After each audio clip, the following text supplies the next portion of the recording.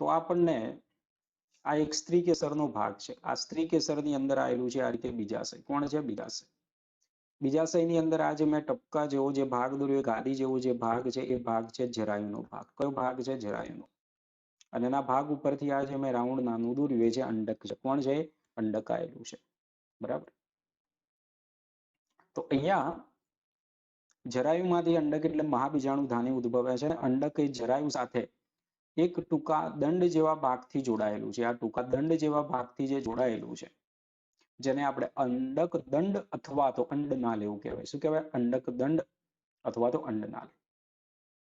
અંડકનો જે મુખ્ય દેહ છે એ અંડકનો મુખ્ય દેહ છે પ્રદેહ. અંડકનો મુખ્ય દેહ કયો છે? પ્રદેહ. અહીંયા ભ્રૂણપુટ દોરેલો છે એટલે ભ્રૂણપુટ પછી નિર્માણ થયું, પણ અહીંયા બધા કોષો આવેલા હશે. બરાબર. એ ભાગ કયો છે? પ્રદેહનો ભાગ. આ અંડકનો મુખ્ય ભાગ એટલે અંડકની રચના, અંડકનો દેહ પ્રદેહ અને જે અંડનાલ એમની વચ્ચેનું જે સંગમ સ્થાન છે જેને કહેવામાં આવશે બીજ કેન્દ્ર. શું કહીશું આપણે? બીજ કેન્દ્ર કહેવામાં આવે છે. ખ્યાલ આવી ગયો? તો આને શું કહીશું આપણે? બીજ કેન્દ્ર કહેવામાં આવશે. હવે અંડકની ફરતે આવેલા હોય છે અંડકાવરણ. એક હોય, બે હોય, બરાબર. સામાન્ય રીતે એક કે બે અંડકાવરણ આવેલા હોય. તો બહારની તરફ આવેલું છે અને બાહ્ય અંડકાવરણ કહીશું. અંદરની તરફ આવેલું છે અંતઃ અંડકાવરણ. હવે જો અહીંયા અંડકાવરણ આવેલું હોતું નથી, અહીંયા એક સૂક્ષ્મ આપણે છિદ્રનું નિર્માણ થાય. એ જે સૂક્ષ્મ છિદ્રનું નિર્માણ થાય જેને આપણે કહીશું અંડક છિદ્ર. શું કહેવામાં આવશે? અંડક છિદ્ર. અને અંડક છિદ્ર જે જગ્યા આવેલું છે એ છેડો છે જેને આપણે અંડક છિદ્રીય છેડો, અંડક છિદ્રીય ધ્રુવ કહીશું. અને અંડક છિદ્રીય ધ્રુવની સામેનો ભાગ જેને આપણે કહેવામાં આવે છે અંડક તલીય પ્રદેશ. શું કહીશું? અંડક તલીય પ્રદેશ તરીકે આપણે ઓળખવામાં આવે છે. તો જો અહીંયા તમે જે મુદ્દા આપણને આપેલા છે એ આપણે અહીંયા જોઈ લઈએ એટલે ખ્યાલ આવી જાય. અંડક નાની રચના છે જે દંડ વડે જરાયુ સાથે જોડાયેલું જેને આપણે અંડકનાલ અથવા શું કહીશું? અંડક દંડ કહેવાય. અંડકનો દેહ ભાગ જે અંડનાલ સાથે જોડાયેલો હોય જેને શું કહેવાય? બીજ કેન્દ્ર. અને બીજ કેન્દ્રમાં આવ્યું હતું ને આપણે વિકસતા બીજનું ફળ સાથેનું જોડાણ 5મા પ્રકરણમાં. તો આમ બીજ કેન્દ્ર એ અંડક અને અંડકનાલ વચ્ચેનું શું છે? સંગમ સ્થાન. આવું આપણને એમસીક્યુમાં પૂછાઈ શકે છે. અંડકની ફરતે એક અથવા તો બે, એક કે બે અંડકાવરણ આવેલા હોય. જુદા જુદા પ્રકારો, કેટલાકમાં ના પણ હોય, એવું પણ હોય. પણ સામાન્ય રીતે એક કે બે અંડકાવરણ આવેલા હોય છે. આ અંડકાવરણો સમગ્ર પ્રદેહનો જે ભાગ એ પ્રદેહના ભાગને આવૃત કરે, પરંતુ ટોચના ભાગે એ આવૃત કરતા નથી. અને જે છિદ્રનું નિર્માણ કરે જેને કહીએ છીએ આપણે અંડક છિદ્ર અથવા બીજાંડ છિદ્ર. અને અંડક છિદ્રનો જે સામેનો જે ભાગ છે એ અંડક છિદ્રના સામેના ભાગને આપણે શું કહીશું? અંડક તલ. શું કહીશું? અંડક તલ એવું કહેવામાં આવે છે. ઇંગ્લિશમાં જો શું કહ્યું? ચલાજા. શું કહ્યું? ચલાજા રિજિયન, જે અંડકનો તલ ભાગ છે. અંડકનો કયો ભાગ છે? તલ ભાગ. અને અંડકાવરણોથી ઘેરાયેલો અંડકનો જે મુખ્ય ભાગ છે એ મુખ્ય ભાગ કયો છે? પ્રદેહનો ભાગ. કયો ભાગ છે? પ્રદેહનો ભાગ. પ્રદેહના કોષોની અંદર વિપુલ પ્રમાણમાં સંચિત પોષક દ્રવ્યો આવેલા હોય છે. અને પછી પ્રદેહમાંથી ભ્રૂણપૂટો બનશે. એટલે કે પ્રદેહની અંદર આપણે ભ્રૂણપૂટ માદા જન્યુજનક આવેલું છે. શું આવેલું છે? માદા જન્યુજનક. બરાબર. આ જે આપણને અહીંયા ભાગ આપેલો છે આ ભ્રૂણપૂટ પહેલા હોવાનું નથી. અહીંયા બધે જ અહીંયા કોષો આવેલા હશે. અહીંયા બધે જ શું આવેલા હોય? કોષો. એ બધો આખો જે ભાગ આવેલો છે આ બધો જ જે ભાગ થઈ જવાનો બધા જ આ રીતે. બરાબર. અહીંયા બધે કોષો આવેલા છે. એ બધો જ જે ભાગ છે એ ભાગ છે પ્રદેહનો. અને પ્રદેહમાંથી પછી ભ્રૂણપૂટ માદા જન્યુજનકનું નિર્માણ થાય. ભ્રૂણપૂટનું નિર્માણ થશે એના પહેલા મહાબીજાણુ બનશે. ખ્યાલ આવ્યો? તો અહીંયા અંડકમાં સામાન્ય રીતે એક મહાબીજાણુમાંથી એક ભ્રૂણપૂટ માદા જન્યુજનકનું નિર્માણ થાય.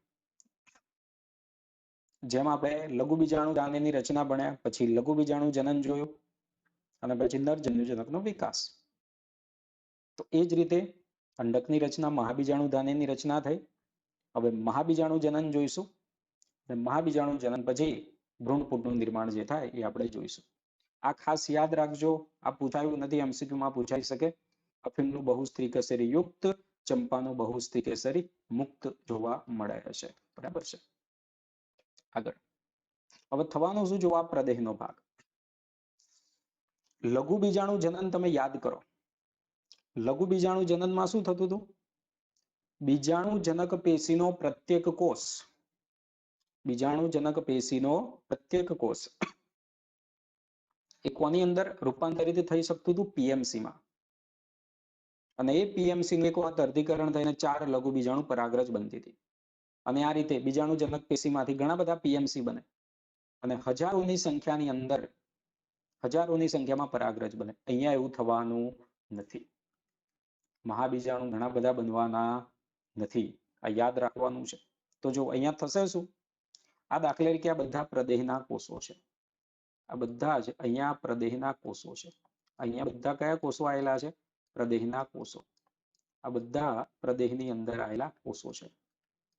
તો અહીંયા થશે શું, આ જે પ્રદેહના જે કોષો આવેલા છે એ પ્રદેહના કોષોમાંથી દાખલા તરીકે આ અંડછિદ્ર તરફનો કોષ, કયો કોષ માની લો? આ એક અંડછિદ્ર તરફનો કોષ. એ અંડછિદ્ર તરફનો કોષ મોટો બનશે, ઘટ કોષરસ કોષ કેન્દ્ર ધરાવશે, કોષ કેન્દ્ર મોટું બનશે. અને અંડક છિદ્ર તરફનો એક કોષ એમએમસીમાં રૂપાંતરિત થશે. અહીંયા એક કોષ કોની અંદર? એમએમસીમાં રૂપાંતરિત થશે. મહાબીજાણુ માતૃકોષ મેગાસ્પોર મધર સેલની અંદર એ રૂપાંતરિત થશે. પછી એનું વર્ધીકરણ થશે અને એનું વર્ધીકરણ થવાથી પછી 4 મહાબીજાણુ બનશે. તો જુઓ, મહાબીજાણુ માતૃકોષ મેગાસ્પોર મધર સેલમાંથી કોની અંદરથી? મેગાસ્પોર મધર સેલની અંદરથી. પછી મેગાસ્પોર સેલ છે એ મેગાસ્પોર મધર સેલમાંથી મહાબીજાણુના નિર્માણને મહાબીજાણુ જનન કહેવાય. શું કહેવાય? મહાબીજાણુ જનન. આ ઇમ્પોર્ટન્ટ વિધાન. અંડકમાં પ્રદેહના અંડછિદ્રીય પ્રદેશમાં સામાન્ય રીતે શું કહ્યું? એક મહાબીજાણુ માતૃકોષનું વિભેદન થાય. કોનું વિભેદન થાય? એક મહાબીજાણુ માતૃકોષનું.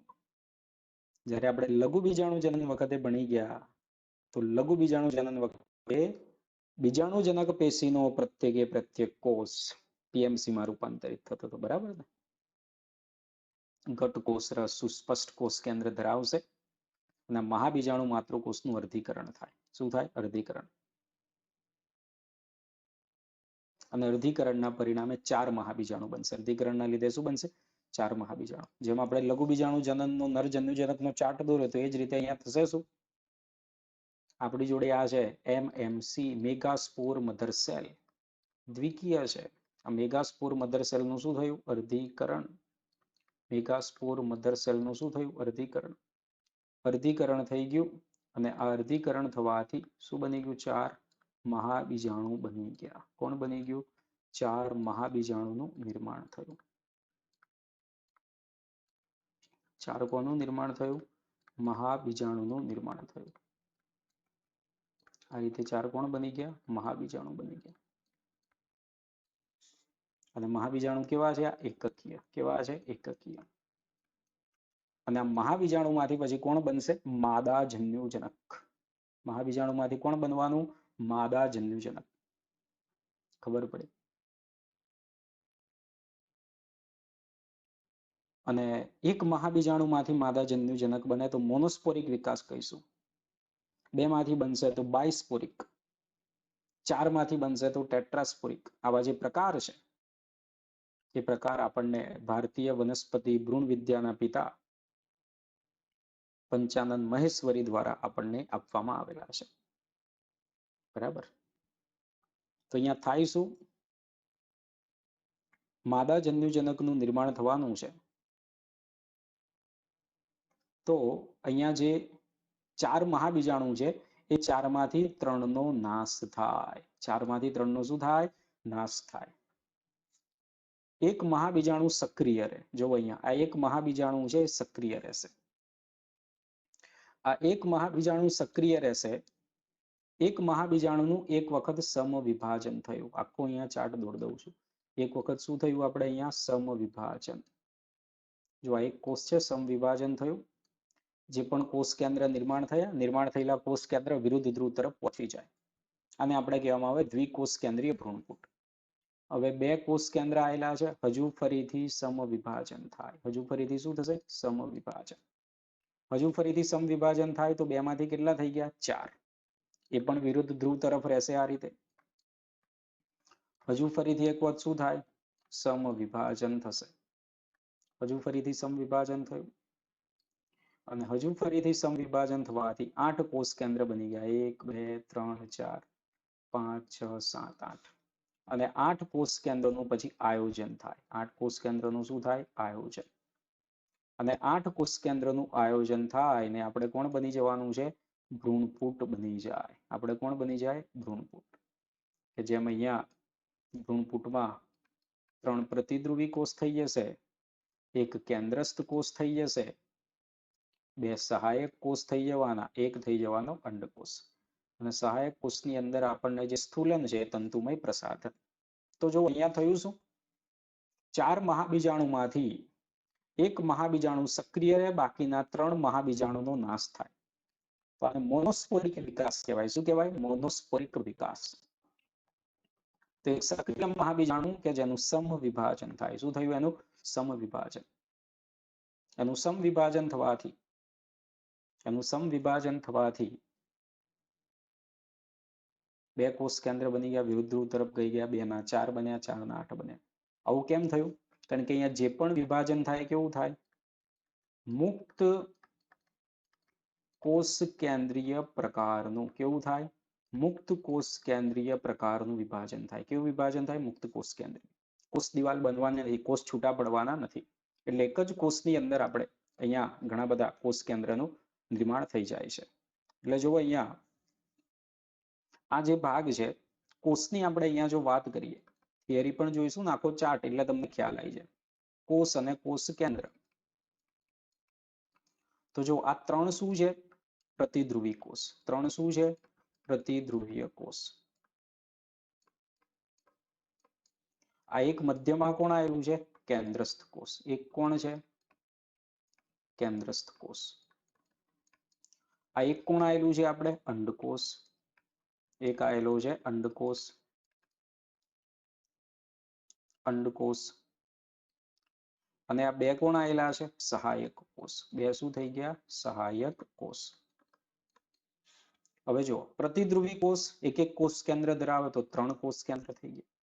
કેન્દ્રસ્થ કોષ જે છે જેના 2 કોષ કેન્દ્ર છે, અંડકોષનું 1 કોષ કેન્દ્ર, 2 સહાયક કોષના 2 કોષ કેન્દ્ર. તો કોષ ટોટલ કેટલા થશે? 7 અને કોષ કેન્દ્ર કેટલા થઈ ગયા? 8.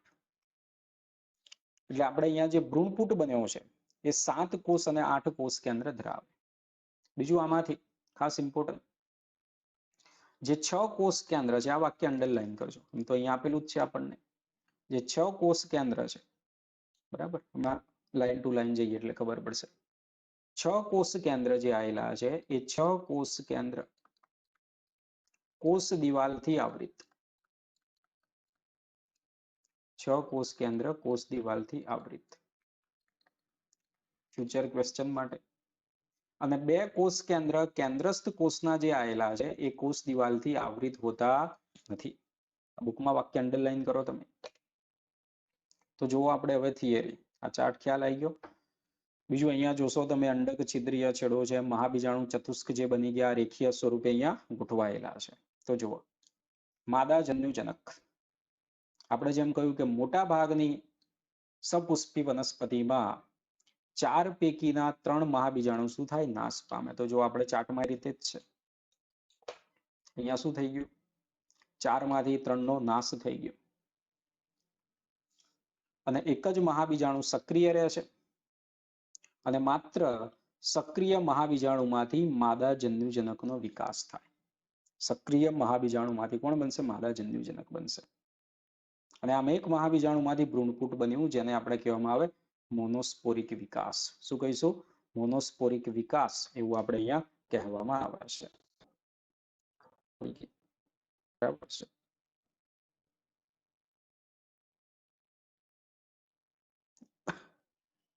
આગળ હવે થવાનું શું છે? અહીંયા ભ્રૂણપુટનું જે અહીંયા આપણે નિર્માણ થાય, તો ભ્રૂણપુટના નિર્માણ વખતે ભ્રૂણપુટનું નિર્માણ આપણે થયું તો ભ્રૂણપુટ નિર્માણ વખતે શું થાય? સમવિભાજન થાય. સમવિભાજન કેવા પ્રકારનું સમવિભાજન થાય? મુક્ત કોષ કેન્દ્રીય. એટલે જો વારાફરતી સક્રિય મહાબીજાણુનું કોષ કેન્દ્ર સમવિભાજન પામે, બે કોષ કેન્દ્રો સર્જે. બંને કોષ કેન્દ્ર વિરુદ્ધ ધ્રુવ તરફ, જે ચાર્ટમાં આપણે સમજીએ. આમ શરૂઆતમાં દ્વિકોષ કેન્દ્રીય ભ્રૂણપૂટનું નિર્માણ થાય. ફરીથી પાછું એક વખત સમવિભાજન થાય, પાછું ફરીથી થાય, એટલે શું કહ્યું?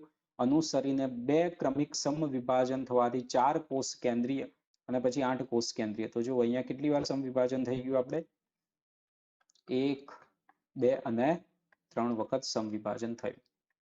તો જો અહીંયા નરજન્યુજનકનું નિર્માણ થાય છે તો 3 વખત સમવિભાજન થયું. કેટલી વખત? 3 વખત.